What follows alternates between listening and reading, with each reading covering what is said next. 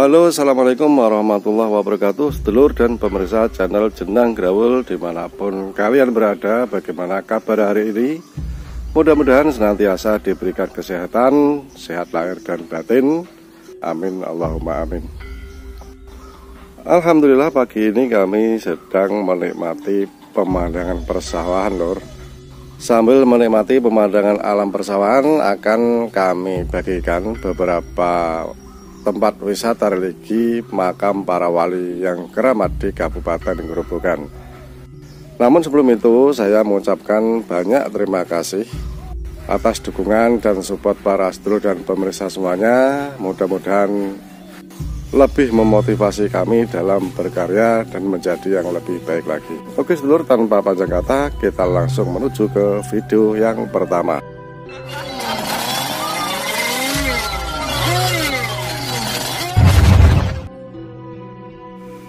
Inilah 11 makam wali keramat di Kabupaten Grobogan. Makam yang pertama adalah makam Ki Ageng Tarup atau Jaka Tarup yang berlokasi di Desa Tarup, Kecamatan Tawangharjo, Kabupaten Grobogan. Sosok Ki Ageng Tarup atau Jaka Tarup adalah seorang ulama yang kisah perjalanan hidupnya sangat melegenda dan diyakini kebenarannya oleh masyarakat Grobogan, terutama di Desa Tarup. Salah satu kisah hidup yang kontroversial dari Ki Ageng Tarup atau Jaka Tarup ini adalah pernikahan beliau dengan sosok bidadari yang bernama Dewi Nawang Wulan. Dari pernikahan Ki Ageng Tarup dengan Dewi Nawang Wulan ini melahirkan putra yang bernama Dewi Nawangsih, dan Dewi Nawangsih ini diperistri oleh Ki Ageng Bondan Kejawan putra Prabu Brawijaya V Bri Kertabumi. Dari pernikahan Ki Ageng Bondan Kejawan dan Dewi Nawangsih binti Ki Ageng Tarup ini menurunkan para raja baik di Kasunanan Surakarta maupun Kesultanan Yogyakarta yang dikenal dengan Kerajaan Mataram Islam. Ki Ageng Tarup adalah putra dari Syekh Maulana Maghribi dengan Dewi Roso Wulan, adik dari Sunan Kalijaga. Sedangkan Syekh Maulana Al-Maghribi adalah putra dari Syekh Jumatil Kubro dengan istri yang bernama Nyai Tobiroh.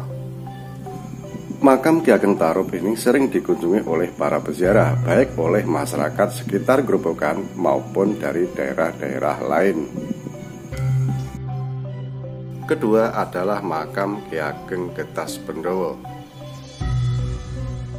Ki Ageng Getas Bendowo adalah ayahanda dari Ki Ageng Selo sang penangkap petir. Beliau mempunyai nama asli Raden Depok putra Ki Ageng Bondan Kejawan dengan Dewi Nawangsih putri Ki Ageng Tarup.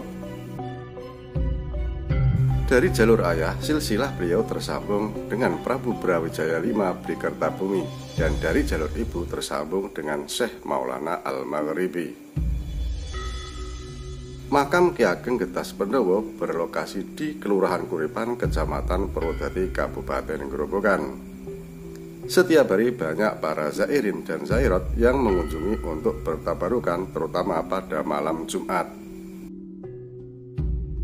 Ki Ageng Getas Bendowo adalah seorang waliullah yang gemar bertapa untuk takarub kepada Allah Subhanahu wa Ta'ala.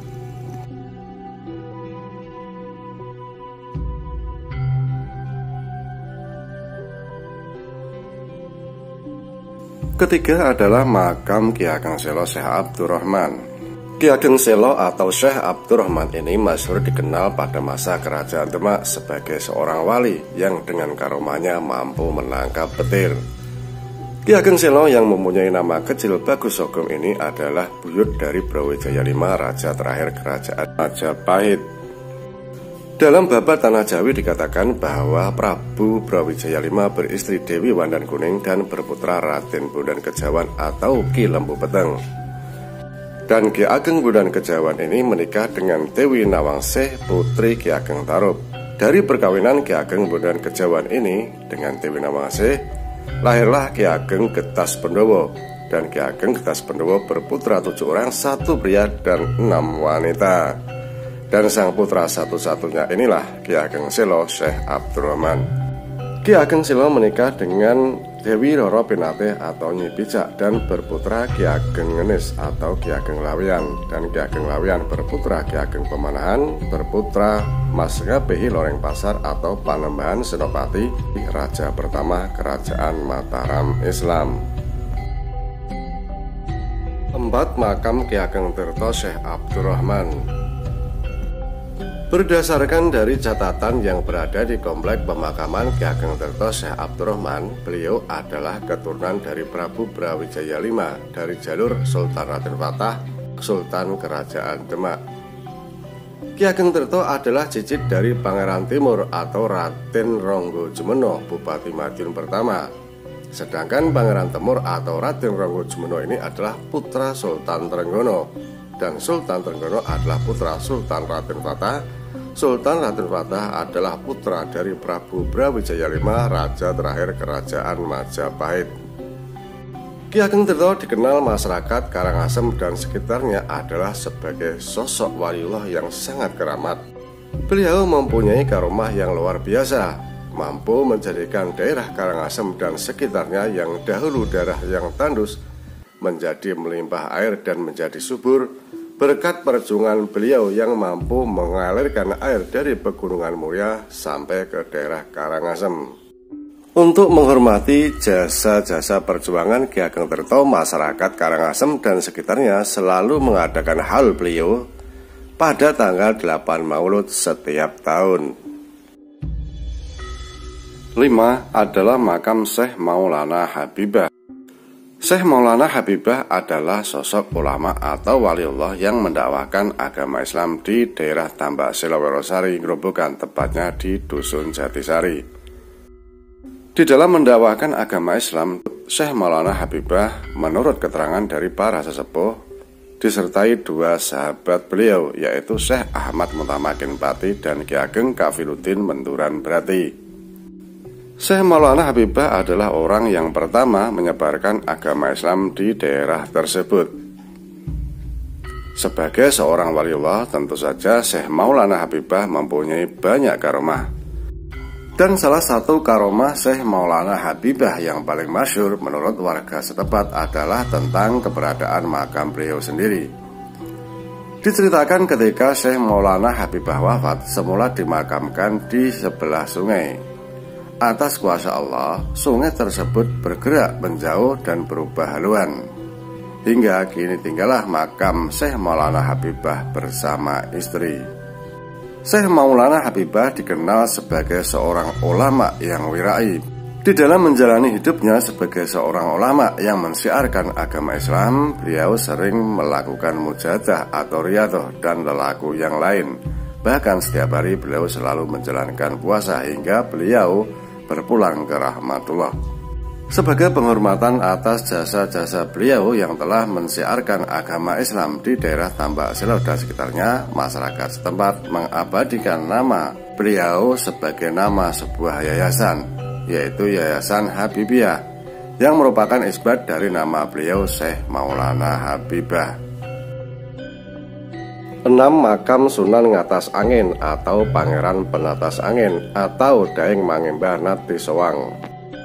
Sunan Ngatas Angin atau Pangeran Penatas Angin atau Daeng Mangembah Nati Sowang adalah sosok ulama atau waliullah yang berasal dari Kerajaan Goa, Makassar, Sulawesi Selatan. Beliau adalah putra Raja Goa ke-9 yang bernama Karaeng Tomapa Risi Kalona, dan ibunya bernama I Malati Daeng Bau, putri dari bangsawan dari Kerajaan Talau. Daeng Mangembah Nati Sowang sejak kecil sudah belajar berbagai ilmu kanuragan dan kesaktian dari gurunya yang bernama Daeng Pomate, pamannya sendiri. Sehingga dengan kesaktiannya beliau mampu menghalau angin. Oleh karena itu beliau dinamakan Daeng Mangembah Nati Sowang. Mangemba berarti menghalau, artinya yang menghalau angin. Merasa tidak cocok dengan ayahanda Raja Goa ke-9 yang lebih kompromi kepada Portugis, maka Daeng Mangembah Nati Sowang memutuskan untuk berhijrah ke Demak dan bergabung dengan Laskar Pati Yunus di Jepara untuk menyerang Portugis yang berada di Selat Malaka. Dalam perjalanan armada Pati Yunus ini menuju Malaka, terjadilah badai besar dan menghancurkan sebagian kapal-kapal armada Pati Unus. Akhirnya dengan kesaktiannya itu, Daeng Mangembah Natisuang berhasil menghalau angin tersebut, sehingga oleh Pati Unus beliau diberi nama Pangeran Penatas Angin. Namun dalam pertempuran melawan pasukan Portugis di Selat Malaka tersebut, Laskar Pati Unus mengalami kekalahan sehingga pasukannya hancur. Melihat peristiwa tersebut menimbulkan simpati di hati Pangeran Penatas Angin, sehingga beliau memutuskan untuk mengabdi di Demak sekaligus berguru kepada Kanjeng Sunan Kalijaga. Dan oleh Sunan Kalijaga beliau diberi nama Sunan Ngatas Angin. Setelah selesai berguru kepada Kanjeng Sunan Kalijaga, Daeng Mangembah Natisuang disarankan untuk berdakwah ke timur, sehingga sampailah beliau di Dukuh Taunan, Desa Putatsari, Kecamatan Grobogan, Kabupaten Grobogan. Beliau bermukim di daerah ini kurang lebih selama 17 tahun, mendirikan pesantren dan masjid, dan berdakwah sampai beliau berpulang ke rahmatullah. 7 adalah makam Kiai Hasan Rahmat atau Pangeran Teposono. Berdasarkan keterangan para sesepuh setempat dan pada catatan silsilah yang berada di dinding makam, bahwa Kiai Hasan Rahmat atau Pangeran Teposono ini adalah putra dari Pandemahan Senopati, Raja Mataram Islam yang pertama. Secara silsilah beliau masih tersambung dengan Prabu Brawijaya V, Prabu Kertabumi. Secara berurutan silsilah beliau adalah Pangeran Teposono atau Kiai Hasan Rahmat bin Panembahan Senopati bin Ki Ageng Pemanahan bin Ki Ageng Ngenis Laweyan bin Ki Ageng Selo bin Ki Ageng Getas Pendowo bin Ki Ageng Bodan Kejawan bin Brawijaya V, Prabu Kertabumi. Ketika terjadi pertikaian antara Mataram dan Pesantenan yang kini kita kenal dengan Kota Pati, Pangeran Teposono ditugaskan oleh Ayahanda Panembahan Senopati sebagai prajurit sandi yang memata-matai wilayah Pati. Ketika dalam menjalankan tugas sandi tersebut, tanpa disadari Pangeran Teposono sudah terkepung oleh prajurit-prajurit Pati. Namun dengan ilmunya yang sangat tinggi, beliau berhasil menyelamatkan diri. Karena keberhasilannya sebagai prajurit sandi, beliau diangkat jabatannya menjadi Senopati Perang. Akan tetapi Kiai Hasan Rahmat atau Pangeran Teposono menolaknya. Bahkan beliau lebih memilih mengembara untuk menyebarkan agama Islam, hingga sampailah di daerah Lebak Grobogan ini. 8 makam Raden Kiai Santri atau Syekh Abdurrahman Tongpait. Raden Kiai Santri atau Syekh Abdurrahman Tongpait ini adalah seorang waliullah yang menyebarkan agama Islam di Desa Menawan, Kecamatan Kelambu, Kabupaten Grobogan. Bisa dikatakan bahwa Raden Kiai Santri ini adalah cikal bakal masuknya Islam pertama kali di Desa Menawan, Kecamatan Kelambu. Tidak banyak literatur sejarah yang menceritakan tentang kisah perjalanan Kiai Santri ini di dalam mendakwakan agama Islam. Berdasarkan catatan silsilah di dinding makam, menyebutkan bahwa Raden Kiai Santri atau Syekh Abdurrahman Tongpait adalah putra dari Raden Mas Jolang atau Pangeran Sidokrapyak atau Panembahan Hadi Hanyokrawati yang menjadi Sultan kedua Kerajaan Mataram Islam.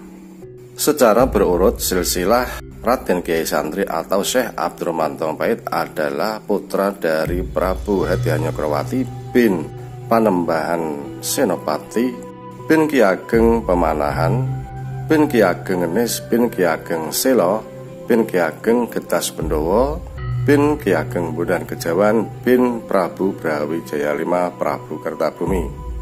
Untuk mengenang jasa-jasa beliau, masyarakat Menawan, Kecamatan Kelambu selalu mengadakan haul Raden Kiai Santri atau Syekh Abdurrahman Tongpait ini setiap tanggal 10 Muharram di setiap tahun.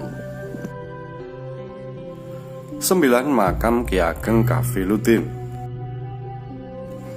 Makam Ki Ageng Kafiluddin berada di pinggir Sungai Lusi, yaitu di Komplek lingkungan Pondok Pesantren Al-Marom di Desa Menturan, Kecamatan Brati, Kabupaten Grobogan. Ki Ageng Kafiluddin adalah seorang ulama atau waliullah yang berasal dari Madura, yang merantau ke tanah Jawa untuk menyebarkan agama Islam sekaligus untuk mencari keberadaan adiknya. Di dalam perjalanan beliau akhirnya sampailah Ki Ageng Kafiluddin ini di Desa Menturan, Kecamatan Brati.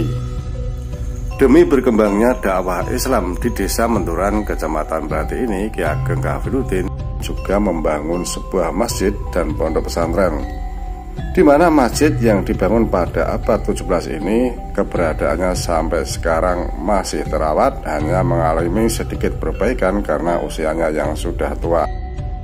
Di lingkungan pesantren Al-Marom ini, selain makam Mbah Ki Ageng Kafiluddin, makam Mbah Kiai Munawwar Khalil bersama istri, ada juga makam seorang waliullah yang tepat berada di pinggir Sungai Lusi, yaitu makam Sayyid Abdullah Al-Hinduan. 10. Makam Syekh Abdurrahman Ganjur Godo Mustoko. Syekh Abdurrahman Ganjur Godo Mustoko yang akrab dipanggil Mbah Ganjur ini adalah seorang ulama yang menjadi tokoh awal penyebar agama Islam di Desa Ngroto, Kecamatan Gubuk, Kabupaten Grobogan. Mbah Ganjur adalah seorang wali yang hidup di era Wali Songo dan beliau adalah murid dari Kanjeng Sunan Kalijaga. Menurut para kiai dan para sesepuh, Mbah Ganjur diyakini berasal dari Persia dan beliau adalah putra Syekh Maulana Maghribi dan Nyai Samsiah.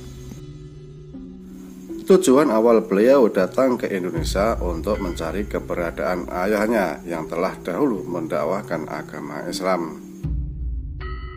Agar bisa bertemu dengan sang ayah oleh Sunan Kalijaga, Mbah Ganjur disarankan untuk menunggu sang ayah di pinggir Sungai Tuntang, yaitu ke arah timur dari Kerajaan Demak.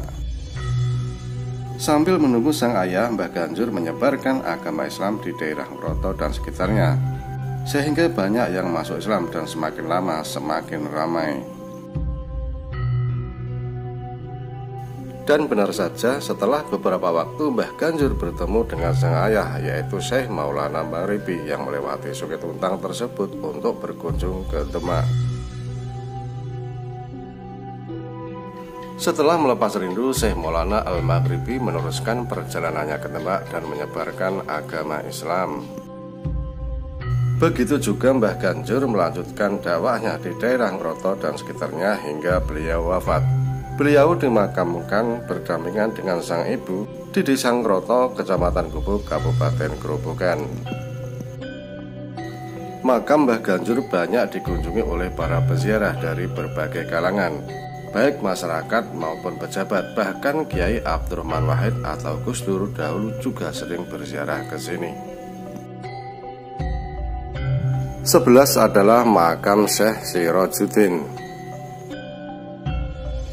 Syekh Sirajuddin adalah seorang wali Allah yang berasal dari Madura yang telah berhasil menemukan makam Syekh Abdurrahman Ganjur Godo Mustoko dan ibunya Nyai Samsiah yang terkubur lumpur di pinggir Sungai Tuntang. Menurut para kiai, nasab Syekh Sirajuddin masih tersambung dengan Maulana Ainul Yakin atau Sunan Giri. Setelah Syekh Sirajuddin menemukan makam Syekh Abdurrahman Ganjur Godo Mustoko bersama ibunya, akhirnya beliau berkhidmat untuk merawat kedua makam tersebut sambil menyebarkan agama Islam di pinggiran Kali Tuntang hingga beliau wafat. Dan setelah Syekh Sirajuddin wafat, beliau dimakamkan tidak jauh dari makam Syekh Ganjur Godo Mustoko bersama ibunya Nyai Samsiah.